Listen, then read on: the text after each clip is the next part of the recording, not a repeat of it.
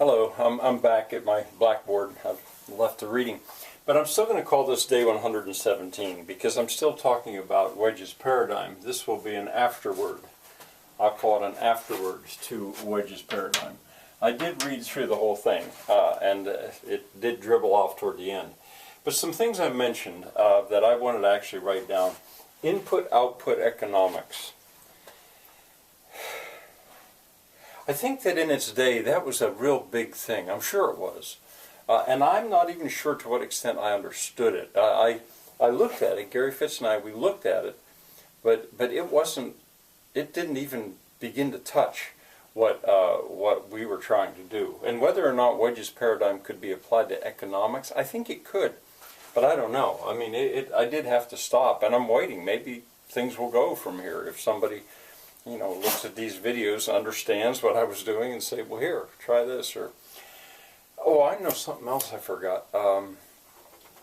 SketchUp. I think that there is a computer program called SketchUp. I think it is. I might not have the right name. But I know that with that computer program that's now available, you could draw that Wedge's paradigm and roll it around and put it in as much detail as you wanted to, look at it from every angle. Architects use that all the time. It would not be hard to do that. It would take time. And I'm not skilled yet with SketchUp, but I intend to use it for other reasons. Maybe someday I'll apply it if I can. All right, I mentioned Odom. Eugene Odom. He has a brother, Howard Odom. And the two names go together to some extent. I think his is the bigger name, I believe. But ecology, they basically established the science of ecology. He's the one that I think was saying that energy is the common denominator of all systems, or at least all processes. That idea of kilocalories as currency. I call it kilocalories as currency. That's not original to me. And, in Wedge's paradigm, I don't talk about money as currency. How to bring money into that paradigm is quite another matter. That has to do with those filters in decisions about exchange. I asked a man about this, is there some other kind of exchange? And he said, well, there's gift. Well, actually, gift would be the same kind of exchange. It would just, there would be no money involved. That has to do with value. Well, anyway, Dennis Meadows, I don't think I mentioned him, but he's major, and I think his wife worked with him too. And I think Forrester, it was the other name that goes with this, and later I'll come up with this again. But he would be enough to get you started. And he wrote, or these books, Limits to Growth, certainly very, very influential on me back in the 70s. Systems Dynamics. Also, when I get to the Decentralist Manifesto, you'll maybe see that a little bit more. And then I also, in those drawings that I showed you, in the lead-up, in the context for Wedge's paradigm, I mentioned this. Fractals.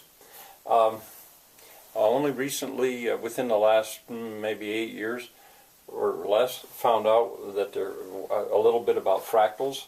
I still don't know to what extent that they could or would apply to Wedge's paradigm.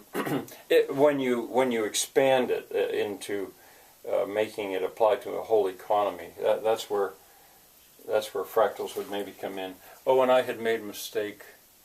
I'd used the number 4 in what I was reading when I meant 6. Oh, I know what it is. In that tile, there weren't 4 homesteads arranged for barter, but rather 6 within the tile. Okay, the Decentralist Manifesto is coming. I'm going to read that aloud, as I did Wedge's paradigm. I'll read faster, and I'll probably not enlarge it, because there aren't drawings. It's just text. It's going to be like reading a speech. And it's longer, but I think I'm probably going to do that. I won't be content until I do.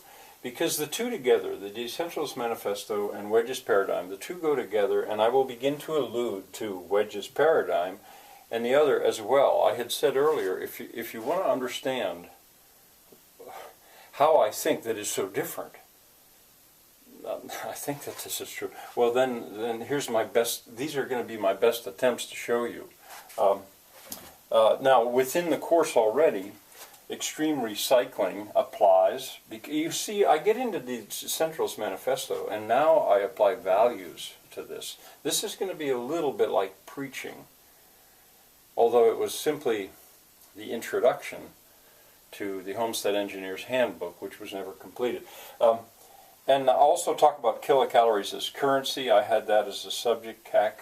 That applies as well. All right, well, tomorrow, 118, I'm going to go back to Burke, and it will be a relief for me because, you know, that's, you get to go out into the world and see all this stuff, and I'll have the assistance of be using somebody else's work, not just my own. So for any of you that have stuck through me on 117, wow, thanks. Give me feedback if you feel like it. I would be interested. Bye for now.